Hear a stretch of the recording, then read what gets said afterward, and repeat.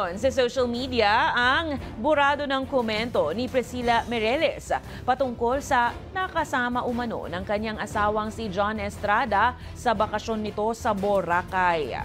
Sa IG post ni Batang Quiapo star John Estrada o mas kilala sa kanyang karakter na si Rigor, kita ang feel na feel niyang bakasyon sa isang resort sa isla.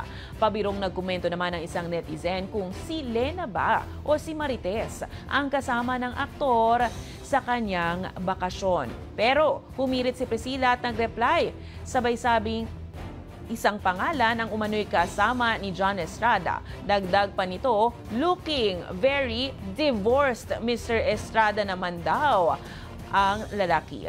Off na for comments ang post ni John Estrada at burado na rin ang komento ng netizen at ng Brazilian model. Habang lumipad naman papuntang Brazil si Priscilla at ang kanilang anak.